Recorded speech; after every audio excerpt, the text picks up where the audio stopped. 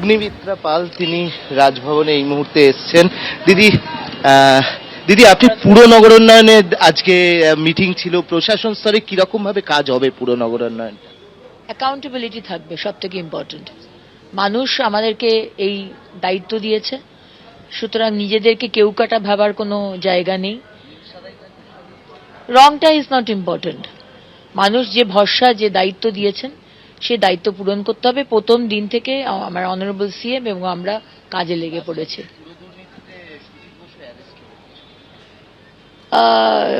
আইনের মতো চলবে, ইনভেস্টিগেশন হবে, আর যারা ভেবেছিল তারা জনতার ওপরে, আইনের ওপরে, তো তাকে তো জবাব দিতেই হবে। আমরা কথা বললাম অগ্নিমিত্রা পালের সঙ্গে। এই মুহূর্তে আমরা দেখতে পাচ্ছি যে তিনি ঢুকছেন রাজভবনে তিনি এই মুহূর্তে প্রবেশ করছেন অগ্নিমিত্রা পাল, এবং তিনি জানালেন যে মানুষের সমস্ত কিছু, মানুষের সঙ্গে কথা বলেই সমস্ত কাজকর্ম হবে। অর্ণব মুখোপাধ্যায়, এবিপি আনন্দ, কলকাতা। দেখো, একেবারে সংবিধানে বলা আছে কি পদ্ধতিতে যারা জনপ্রতিনিধি, যারা নির্বাচনে জিতে এসেছেন, তাদেরকে শপথ বাক্য পাঠ করানো হয়।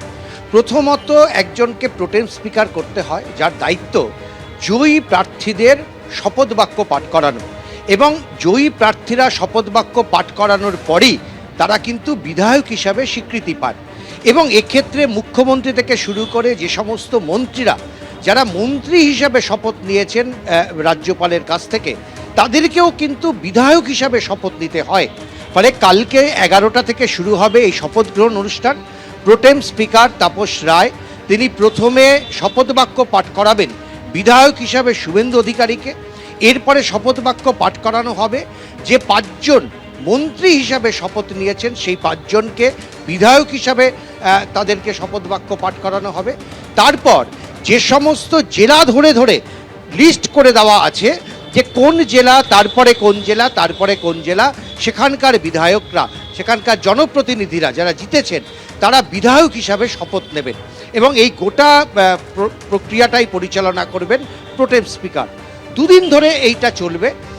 শুভেন্দু অধিকারী যেহেতু 2টো কেন্দ্র থেকে জিতেছেন এবং হুমায়ুন কবির যেহেতু 2টো কেন্দ্র থেকে জিতেছেন, সংবিধানের নিয়ম অনুযায়ী এই 14 দিনের মধ্যে একটা কেন্দ্র থেকে তাকে কিন্তু পদত্যাগ করতে হবে। আমাদের কাছে যা খবর সেটা হচ্ছে আগামী 15 তারিখে শুভেন্দু অধিকারী নন্দীগ্রাম আসন থেকে পদত্যাগ করবেন। তার আগে গুরুত্বপূর্ণ হচ্ছে স্পিকার নির্বাচন। 15 তারিখে বিধানসভার কক্ষে স্পিকার নির্বাচন হবে। সকাল 11টার সময় অধিবেশন বসবে, শুধুমাত্র স্পিকার নির্বাচনের অধিবেশন। সেখানে সবাইকে আমন্ত্রণ জানানো হবে, ডাকা হবে। সেখান থেকে যদি একজন স্পিকারের নাম আসে, একজনই নাম আসে, তাহলে তিনি স্পিকারের চেয়ারে বসবেন। যদি বিরোধী দলের পক্ষ থেকে অন্য কোনো নাম দেওয়া হয়, তাহলে ভোটাভুটি হবে, এবং শেষ পর্যন্ত এই প্রোটেম স্পিকার তিনি স্পিকারকে নিয়ে গিয়ে মুখ্যমন্ত্রী এবং বিরোধী দলনেতা দুপাশে থাকবেন, এবং তিনি নিয়ে গিয়ে স্পিকারকে তার চেয়ারে বসাবেন, এবং স্পিকার চেয়ারে বসার পরেই যারা 2 কেন্দ্র থেকে জিতেছেন তারা স্পিকারের কাছে গিয়ে তাদের পদত্যাগপত্র দেবেন। এটাই হচ্ছে গোটা। ধন্যবাদ তোমাকে। পুর ও নগরোন্নয়ন এবং নারী ও শিশু কল্যাণ দপ্তরের দায়িত্ব পেয়েছেন অগ্নিমিত্রা পাল। দায়িত্ব পাওয়ার পর আমাদের প্রতিনিধি অর্ণব মুখোপাধ্যায়কে কি বললেন শুনবো। অগ্নিমিত্রা পাল তিনি রাজভবনে এই মুহূর্তে এসছেন। দিদি আপনি পুর নগরোন্নয়নে আজকে মিটিং ছিল, প্রশাসন স্তরে কিরকম ভাবে কাজ হবে পুর নগরোন্নয়ন? অ্যাকাউন্টেবিলিটি থাকবে, সব থেকে ইম্পর্টেন্ট। মানুষ আমাদেরকে এই দায়িত্ব দিয়েছে, সুতরাং নিজেদেরকে কেউ কাটা ভাবার কোনো জায়গা নেই। রংটা ইজ নট ইম্পর্টেন্ট।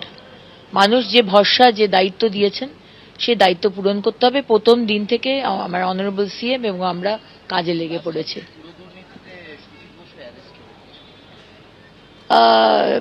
আইনের মতো চলবে, ইনভেস্টিগেশন হবে, আর যারা ভেবেছিল তারা জনতার ওপরে, আইনের ওপরে, তো তাকে তো জবাব দিতেই হবে।